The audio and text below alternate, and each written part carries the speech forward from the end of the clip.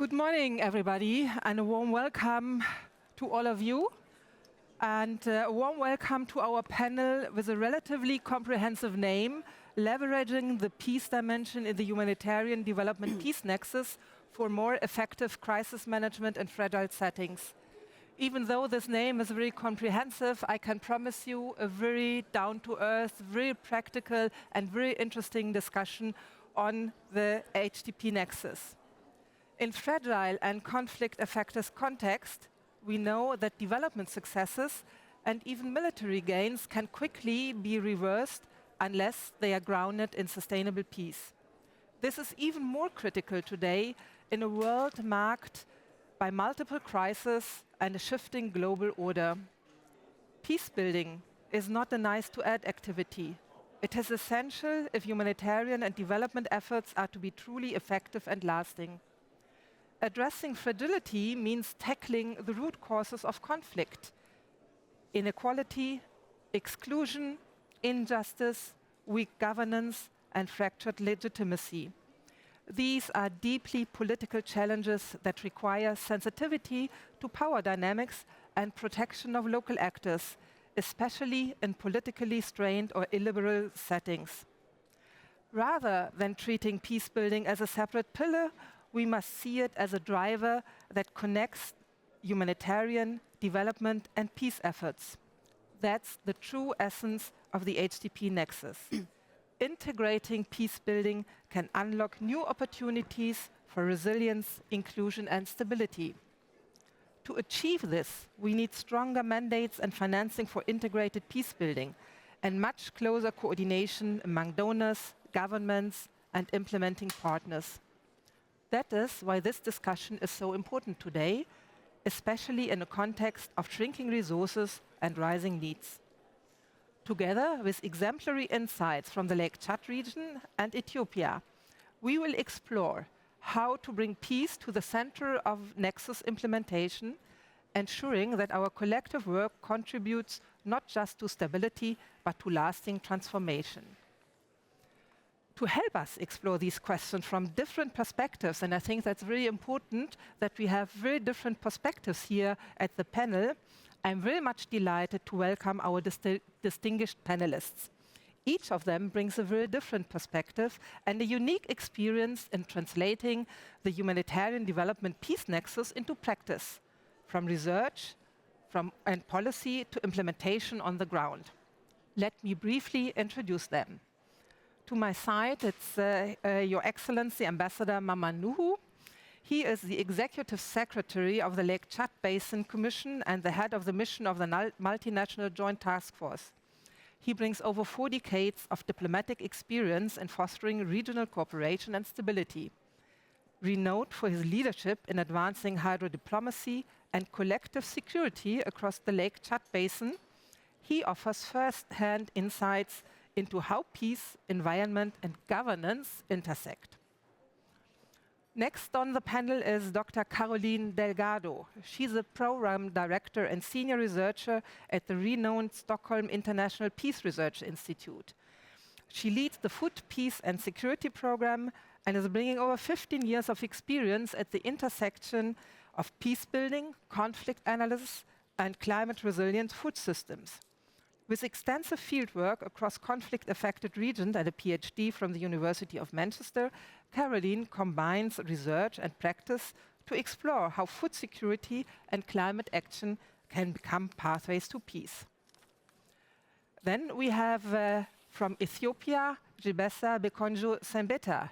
He's the founder and strategic advisor of Development for All. And on this panel, he represents the voice of community-led peacebuilding. With more than 15 years in civil society leadership, he champions inclusion, minority rights, and citizen engagement as a foundation of resilient and locally owned peace. His perspective reminds us that durable transformation begins with communities themselves. And finally, Eva Joniant Izquierdo. She's the EU HDP Nexus coordinator at the EU delegation to Ethiopia. She brings over 20 years of experience bridging policy and practice across the EU, UN, and World Bank systems. She has been instrumental in translating the HDP Nexus into coordinated field-level action, and from my own experience, and can say also very much with a Team Europe spirit to bring all actors together, and demonstrating how strategic partnerships can drive sustainable recovery and long-term peace. My name is Dorothee Hutter, and I am the Country Director Ethiopia and Djibouti for GIZ, Germany's development agency. Thank you for joining us this morning. And before I go over to Ambassador Nuhu, I would just make a small remark. We are trying to have a question and answer session, so please be prepared that after the inputs from the panelists, there might be a question and answer session. And I also say that in the beginning in order to make sure that everybody is brief and precise when it comes to the question. So, Ambassador Nuhu, the Lake Chad Basin Commission and its partners are developing regional frameworks on pastoralism and natural resource management. How can peace building be systematically integrated into these frameworks so that they not only manage natural resource use, but also actively prevent conflict? Do you have some examples, and what can you tell us about that? Thank you very much, Dorothy. But let me first of all express my appreciation to the GIZ for organizing this very important forum and constituting these very knowledgeable panelists. I also want to thank them for giving the Lake Chad Basin Commission the opportunity to be heard at this forum.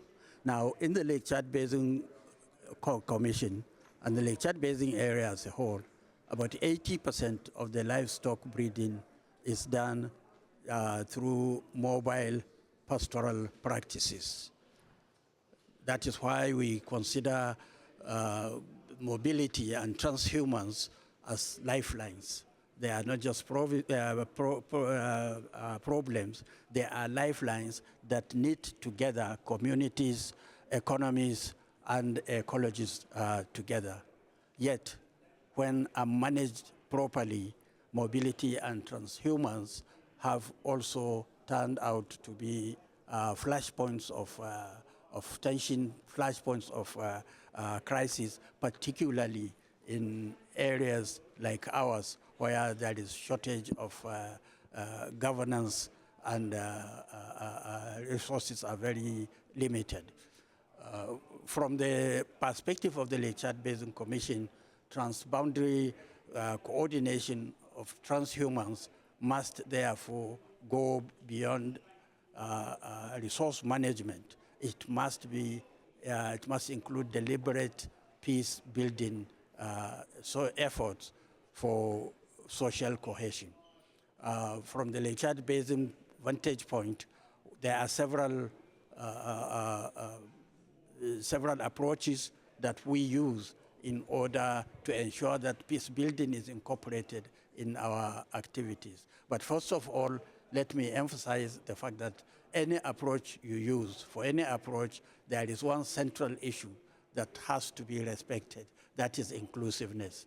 The people concerned, all the stakeholders must be taken on board. They must be included in the planning and execution for any plan to succeed. When I say stakeholders here, I'm talking about representatives of the herders, representatives of the farmers, representatives of the local authorities, and as the case may be, the representatives of markets where they exist, and also representatives of veterinary assistants in some cases. So all these are stakeholders, and they must be included in any plan for it to succeed. If you leave out one of them, especially farmers and herders, you are not likely to succeed because the other party will create problems for you. So what are the promising approaches that include peace-building strategies in the Lake Chad Basin?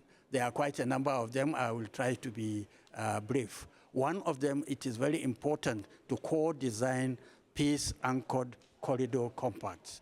corridor agreements that include a decision on shared water points, for example.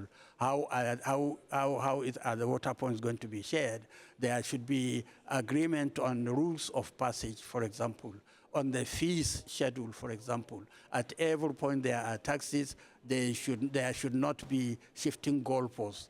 There has to be a standardized, acceptable piece. That is one of the approaches, one of the promising approaches. A second one is there is need to set up civil military de-escalation cells at border points, because at border points between various countries, that is where the crisis starts. So the civil military cell comprising traditional rulers, including the multinational joint task force and the national forces of the countries involved, they must be part of that cell without militarizing the entire practices. Their responsibility is to mediate disputes immediately in real time without allowing them to escalate. They should also be able to log incidents for future research. They should also be able to trigger in rapid de-escalation measures whenever the crises are about to take place. Now, the third approach I would also want to highlight here is the need to produce interoperable transhumance identity cards and harmonized rules. Now, there is need to have acceptable transhuman certificates. Herders cross from one country to another. The certificates that they get from one country should be acceptable in all the countries that they are going to traverse.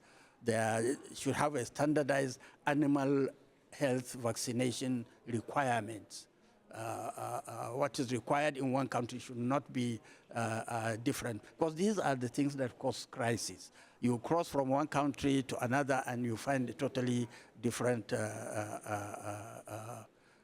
requirements. There has also to be, I've talked about the mutually recognized fees, mutually recognized fees and fines. When there are transgressions, how much is supposed to be charged for what? That one also has to be known and understood by all the stakeholders. That's why right from the beginning, I mentioned the issue of including all the stakeholders. They must all understand that when you transgress, this is what is going to happen. They should also agree right from the beginning that in the first place that this is a transgression, because it may transgression in one community may not be transgression in another community. Another factor that has to be considered is peace conditional services that to reward peaceful behavior by communities. That way, you will be able to encourage communities to respect the set rules and regulations. We will reward, that way we'll reward conflict-sensitive behavior by the various communities. We should also be able to set up a portable justice system and compensation mechanism. Portable justice system in the sense that disputes and transgressions are not allowed to linger. A herder on the move will not spend 1 month trying to get justice when there is transgression. Thank you very much. It appears my time is up. I will stop here. Thank you. Thank you very much also for your very concrete examples. I think we got an idea what is meant with these frameworks. Now I would like to go over to you, Caroline, as an academic with SIPRI. You have been conducting research on the HDP Nexus in the Sahel. So based on your first insights so far, what are promising approaches to strengthen the peace dimension in the HDP Nexus? Well, thank you, and it's a pleasure to be here, really, and thank you, Ambassador, as well. I liked a lot what you were saying. It really resonates with what we see in our research as well. So across SIPRI's work on the HDP Nexus in the Sahel, but also broadly, one insight keeps coming back to us, and that is that delivering technical solutions is quite straightforward, but changing relationships and behaviors is not. If we look at efforts, for example, to restore land, to improve water systems, or generate access to markets, even within kind of acute conflict settings, this can usually be achieved with the right expertise and with the right partnerships. But what proves far more difficult is to change how people and institutions relate to each other. And that is also where the peace dimension of the Nexus truly lies. So if we are to strengthen the peace dimension, we need to first start with rethinking what we mean by peace itself. And this is not purely an academic or theoretical exercise, because it really it directly affects operational decisions and realities. Too often the peace pillar, if you want to call it that, in the Nexus is the least clearly defined. It's sometimes translated as the backdrop to where humanitarian and development work takes place, or even a distant goal that we would like to achieve when other more urgent needs are met. But peace is not a backdrop, and it's not a final stage. It's rather the opposite. Peace should be thought of as a continuous process, so moving from the absence of violence towards the presence of trust, inclusion, solidarity, fairness, and it evolves over time, and it's shaped by relationships. So when we see peace in this way, then it becomes clear that it shouldn't be seen as a separate pillar within the Nexus. Peace is not an add-on. It is what connects humanitarian and development action, giving them coherence and also a shared direction. It helps ensures that what lives are saved today also helps sustain livelihoods and trust tomorrow, and thereby prevent new security challenges from emerging. So rather than asking, how can we add peace to what we do, we should instead ask, how can everything that we do help strengthen the relationships and fair systems? And when peace then is understood as a way of working, it becomes part of every decision, every partnership, and also every program design. And by seeing then peace as a way of, in this way, as a way of working, it shifts our focus from delivering projects to actually transforming relationships. And it's about then how people engage with one another, with institutions, building trust, changing attitudes, and ensuring fair access and participation. Because every intervention done influences how people cooperate and perceive fairness. So recognizing this, it helps us design programs that strengthen social bonds rather than strain them. Having said that, delivering tangible results, be it livelihoods, be it education, infrastructure, or food aid, it of course remains essential, but how we deliver them matters just as much as what we deliver. And when interventions are designed with communities rather than for them, they also strengthen inclusion and cohesion. And with that, when relationships are strong, then technical investments, they are far more likely to last. If we look at Sahel, for example, where you mentioned farmers and herders, where herders, and local authorities plan together, they don't just regenerate ecosystems or ease pressure on resources, which could be very valid objectives, they also rebuild cooperation and confidence. So technical work in this sense becomes a platform for dialogue, for shared problem solving, and this is something we see not only in the Sahel, but in many other conflict settings. So peace is not only about what we do, but how we do it. If we look at sections of society or communities that are often marginalized, be it women, youth, displaced people, or disabled people, when they have a real voice in planning and delivery, then participation itself becomes a peace-building act. But at the same time, it's also important that we recognize that enhancing inclusion in this way can also shift local power dynamics. And that can sometimes cause tensions, which is also something we see quite often. So we need to understand such power dynamics and work with existing conflict resolution mechanisms that usually exist in societies, strengthen them when needed, ensuring that they are fair and inclusive, so that pressures are managed without resorting to violence. again, going back to the Sahel region that we're looking at right at this moment in our research, that often relies on local networks, traditional authorities, faith leaders, etc., and working with these actors while promoting inclusion reinforces local ownership and ensures peace-building efforts are culturally grounded and thereby more sustainable. And the very last thing I want to mention is that conflict dynamics, they shift quickly. So strengthening the peace dimension of the Nexus, it also requires adaptive, evidence-informed collaboration. That means partners working through the Nexus, they need to conduct joint analysis, shared learning, and of course, flexible funding is needed to help actors to adjust together so that actions are not just coordinated, but also becomes coherent, complementary, and mutually reinforcing. And this is something that does not happen in and of itself. Again, this is something we see a lot. It really does require time, resources, a lot of commitment and will amongst actors, and also research. So to conclude, strengthening the peace dimension in the Nexus should focus on relationships, inclusion, and trust. Because ultimately, peace cannot be delivered. It's built through everyday practice, how we plan, how we partner, and how we engage. And therefore, I would like to end by arguing that the peace is not a pillar in the Nexus, it's a practice, it's a way of working that makes humanitarian and development gains last. And if we embed that understanding in our daily work, we move from not only not doing harm or even being conflict sensitive to actually foster peace, both intentionally, inclusively, and together. Mm-hmm. Thanks so much, Caroline. And peace is inclusion, is relationship, is trust. I think that's something that resonates very well with you, Gilbert, because you are working on the ground. And maybe you can tell us a bit about the peace dimension.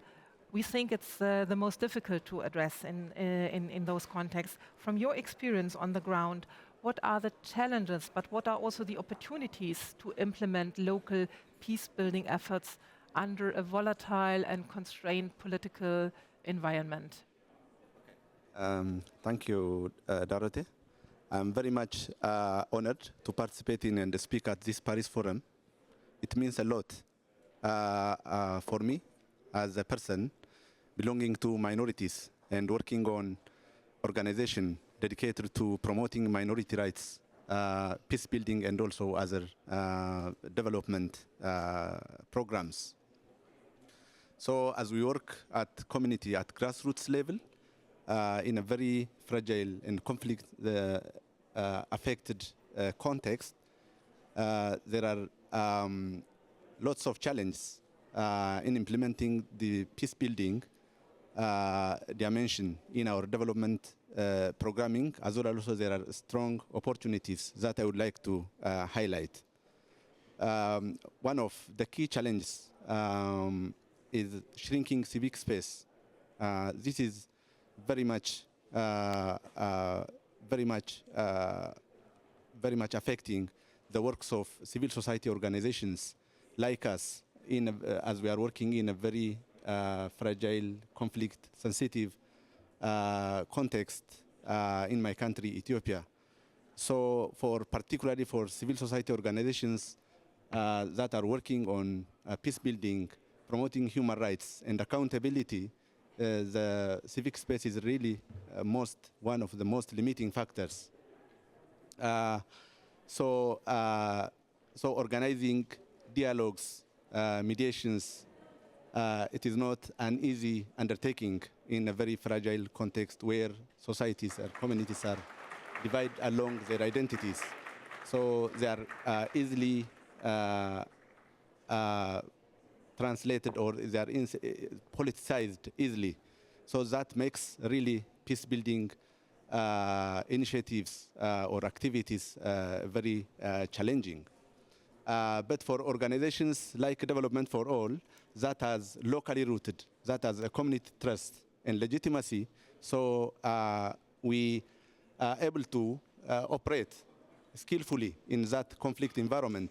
So I think this is one of the key aspects that need to be taken into account. So strengthening, empowering local civil society organizations that are locally rooted, that has local trust and legitimacy from the community. So that is, I think, one of the pathways how we can really strengthen the peace dimension of HDP. And the second challenge I would like to highlight is about the funding modalities and sectoral approaches. So what we have been experiencing is that there is a dominance of siloed funding streams and also mandates. So when the funding streams and mandates are siloed, the development partners provide really a very prescribed funding, so that would force us to work on either peace building only, or education, or livelihood. So, so that makes challenging to integrate peace building activities from very start of analyzing the context. Again, it limits also integrated programming when the funding streams are siloed. It is obvious that it is very difficult to think of and implement integrated programs. Again, the funding cycles are very short, so that doesn't align with the long-term needs of the peace engagement. Needs long-term engagement, building trust, building relationships. That takes time. So before that happens, the funding period ends. So that makes also affect the peace dimension of HDP Nexus very ineffective. So looking at, so if you, when you fund, it is good to have a long-term funding that would enable peace building is a process that takes long time. So I think the funding streams should, or funding periods should align to that. So that is, I think, one of the areas we are experiencing a challenge. The other one is also as a local civil society organization operating in a very under-resourced areas, under-resourced countries.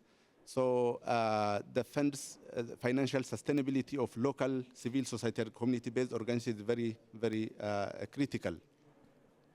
So when you look at the funding approach, they prioritize towards activities rather than strengthening core institutional growth, institutional development.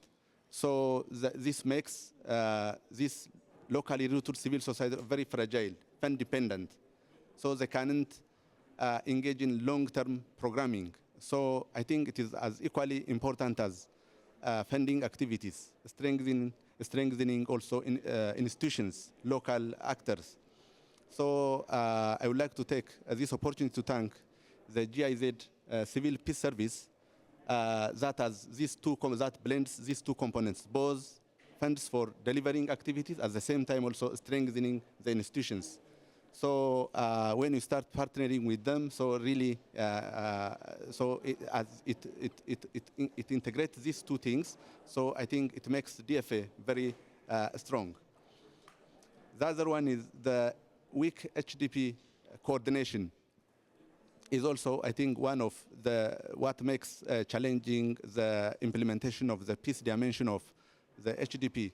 So when you look at the coordination forums, or they are very thematic forums, so they are not coordinated. So there is a WASH forum, education thematic area, so that is very siloed. So that so it is not the available forums are not bringing different programs together because they are integrated. When you look at the life and livings of households, they are not living in sectors, but also we are acting and also organize ourselves in sectors. Okay, thank you. The other one is also limited capacity in conflict-sensitive programming is also, I think, one of the areas, not only in local civil society organizations, at the same time also in development partners. So having that skill is also very important. So, could you come to an end relatively soon? Yeah. So as to the opportunities, local peace builders are really connectors. So let's strengthen them. Growing momentum for HDP Nexus is also, I think, one of the opportunities, and the last opportunity, emerging field dividends. The cost of neglecting peace dimension and integrating peace dimension, there are lessons coming from the field. So I think this is also that is also a potential to really move forward the the HDP approach going forward. Finally, when the international community trusts and invests in local leadership, peace building moves from policy to practice, becoming real, inclusive, and sustainable. Thank you. Thanks so much. And I'm pretty sure, Eva, that some of the topics resonated very much with you, specifically maybe also the question on the funding and the tools, how the international community is cooperating with local organizations. So what tools, mechanisms, or also funding approaches is the EU exploring to operationalize the peace dimension of the HDP Nexus more effectively in contexts like Ethiopia? Thank you, Dorothee. It is a pleasure to be here, and it is a pleasure to come the last one, because hopefully I will be able to show how we are incorporating some of the recommendations that my previous colleagues mentioned and addressing some of the challenges that have been mentioned here. It is also a bit more stressful because I really have to shorten my intervention to make sure we will allow for questions and answers.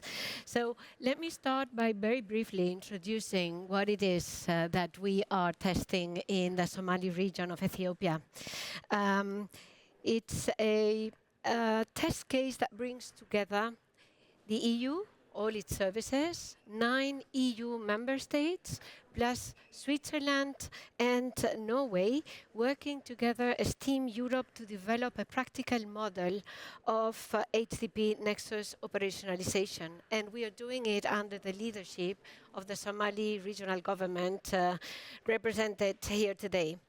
The Nexus test case in the Somali region of Ethiopia aims to ensure complementarity and synergies across more than 70 ongoing Team Europe-funded interventions, aligning them with government priorities in their regional resilience building strategy.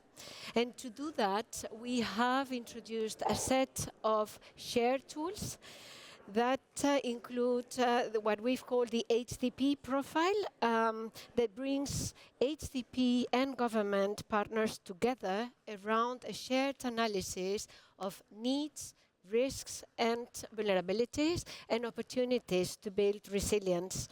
So we all have a common vision of the geographic area where we're working. We have also developed what we've called HDP planning tables that provide an overall vision of who is doing what where to promote this joined-up implementation. And we developed a set of common indicators for joint monitoring and reporting.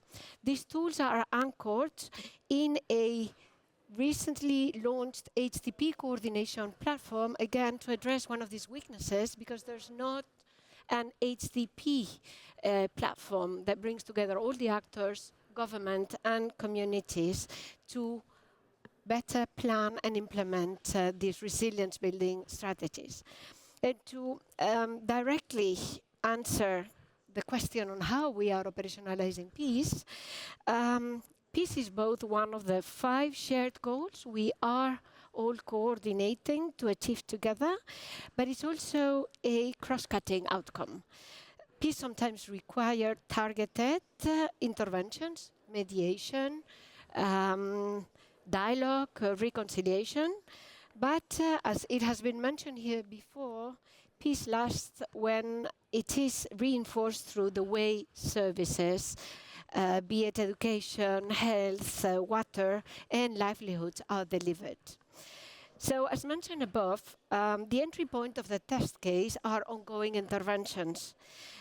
Certain technical or sectoral interventions embed peace within the indicators they use. So for example, a water project that includes as an indicator number of environmentally and socially acceptable water systems delivered. But not all of them include this kind of indicators. So for the operationalization or for further operationalization of peace, so we are considering the definition of a set of peace-enabling indicators centered on trust, inclusion, and participation to complement the joint monitoring we are doing regarding more sector progress outcomes. This together with qualitative monitoring tools to capture community perception through surveys, dedicated focus group discussions, or community scorecards, and the findings will be discussed at these HDP platforms together with community representatives. For new interventions, we expect this new way of working includes an intentional contribution of all interventions in all resilience building sectors to peace. And again, how we're trying to operationalize, we've just launched the idea to our Team Europe members to consider the development of a number of criteria to evaluate, let's say, to inform the design of new interventions and to evaluate new proposals, among others, this intentional contribution of all interventions to peace. So in this way, we can say that inclusive coordination and monitoring themselves become a peace-building process, embedded in government-led structures and directly linked to how we plan and deliver together. As Caroline was saying, really building and strengthening relations through this HDP coordination under the lead of the government. Looking ahead, the same approach will be adopted and tested in the north of Ethiopia as part of a possible second test that leads to a national model for other regions where HDP needs intersect. The same approach will be then adopted and tested in North Ethiopia with the peace dimension further strengthened and adapted to a post-conflict and recovery context. I hope, yes. Maybe just one small word. Can you say something about your role in that? Because I think that's quite unique. You were a HDP Nexus coordinator. Can you say just in 3-4 words what is the uniqueness of your position? And would you also recommend it to other countries to do that? Yes, if I can humbly say that the role of an HDP coordinator is a key element of the test case. I think you will all agree with me that coordination is not a side activity, cannot be a side activity. It takes time to work closely with government, to build trust, and to support their leadership in a shared agenda.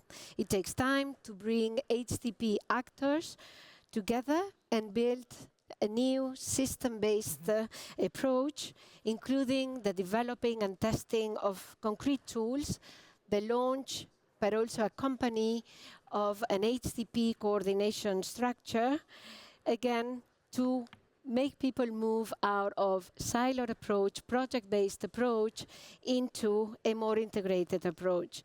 And it also takes time to constantly demonstrate results in the process, again, to make people interested in investing this time in coordination.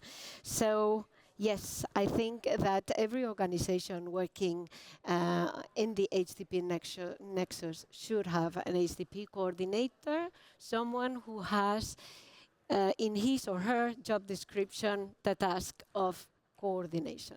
Yes. Thanks so much, and thanks so much to all the panel. We have 5 minutes for questions and answers. So I would say 1, 2, 3. You start, Omar, please. But please be brief. We will take the questions, all questions together, and then have a really brief answer round. Yeah, thank you. I think mine is not just a question, but just to provide an insight about a region or a place where I think the discussion we are having today here is the most relevant. I come from Somali regional state, where an interplay of conflict, human-induced shocks, or no, actually like conflict, or nature-induced shocks like drought, And of course, underdevelopment has been the norm for the last 70 years. But in the last 7 years, has actually experienced being one of the most peaceful places in the entire Horn of Africa. And through that peace, actually, we have achieved not only to improve service delivery, infrastructure, and the living standard for the people that were in need, actually, but also to bring together actors from different sectors to fusion together and to develop a strategy that can actually make sure that the things that happened before doesn't come back again. But again, we are not yet out of the woods because the foundations of peace building need to be sustained. Otherwise, we live actually in a very fragile environment, and things that has happened before can come back easily. And it's one of the reasons that actually the coordination problem that we had, because peace wasn't attracting that, the peace dimension wasn't attracting much funding and actually attention from the donors. And coordination among the actually different actors was also a problem before. So for that reason, we have actually launched the HDP Nexus together with the EU, where my colleague here discussed, and GIZ also is a partner actually operating in Somali region. And this platform that we have actually launched is not just an opportunity that brings together actors like public sector, private sector, humanitarian sector, and everyone else on board, but somewhere that we can coordinate actually and improve projects that were actually happening in silos in advance, in previously. I'm looking a bit at the time. Yeah. So thank you very much also for sharing your experience. And I think that's great also for us to hear. But there are other questions. Yeah, please. So thank you. I'm Joachim, representing France Volunteer and League of Africa Defense. My question is actually directed to Mr. Maman. And I actually loved the way you talked about the stakeholders approach. But my question is, I would like to know what your team and the stakeholders are doing to remove the terrorist group Boko Haram, who are seen as the controllers of the lake, which continues to terrorize the communities along the Lake Chad Basin. Thanks for the question. And maybe the last question over there. This gentleman. Thank you very much. Nick Haley, International Alert. Can the panel comment on how peacebuilding can unlock locally led development? There was a lot that almost got there in what you said, but we find ourselves, for example, working with climate adaptation finance, where a peacebuilding process can bring communities together over resources that they've been fighting over for a very long time. And then the climate finance can act as a peace dividend. So if you get to a place in your dialogue where you can agree how to use these resources sustainably, the finance is unlocked and locally led development, community-driven development across conflict divides can happen. So I wonder if the panel can just go a step further on that locally led development unlocking potential. Thank you. Thanks so much. And maybe we start with a very broad Boko Haram question. I'm not sure if you will be able to present us a solution. Okay. Thank you very much for asking that very pertinent and important question, the issue of security in the Lake Chad Basin. You may be aware that we have a multinational joint task force constituted by the 4 riparian countries affected by the Boko Haram crisis. These are the 4 countries around the lake itself, Cameroon, Chad, Niger, and Nigeria. And that force has been working since 2015 when it was reconstituted. We have pushed Boko Haram from the hinterland where they have been operating down into the lake. The lake has about 1,000 islands. Some are big, some are very small floating islands. They now, Boko Haram now lives in the bigger islands where they, from where they move into the hinterland to attack and come back. We are not yet there, but a lot has been achieved. We have carried out quite a number of joint operations. 6 so far. We are about to do the 7th one. So very briefly, this is what I can say about the war against Boko Haram. Thank you very much. Thanks so much. And who would like to answer the question on the locally led development? Would you like? Go ahead. We can try. Caroline. Well, Just really briefly then, I think it's a great question and very relevant, and I'll try to be really quick here. I think one of the important things, because we need to think about what peace is, relates to that question. We need to understand that peace in different communities looks different. How they understand and live and experience peace is very different, often from how international organization thinks about peace. So we need to understand that and then see how can we support. For one community, it might mean just, staying on the ground, being able to live on the land where their ancestor has lived for generations and maintain their cultural and spiritual worlds. If local development actors or actors can help that process happen, then that's one way. But I think we need to really think about, how do we approach peace and what peace is it that we're trying to help communities to achieve, and it should be their peace and not our peace. If I can just complement, I think that what we can say is that we are trying to address this through this HDP coordination platform, where we want to make sure that we include communities and that communities participate both in the discussion of the context, what are the needs, what are the vulnerabilities, and how can we address them, and also by incorporating the measurement of how this is indeed having an impact with these indicators that, as we were saying, either embed this peace, trust building, inclusiveness in their indicator, or we have other indicators that measure how this community feels they are being listened, they are participating in the decisions, and they see a difference in terms of their living conditions. Very briefly? Very briefly, yeah. Because the local communities know about their conflict situation than anyone else. So understanding the structural and immediate cause of conflict, it means that they can propose better solutions that will respond to that with that profound understanding of the conflict dynamics.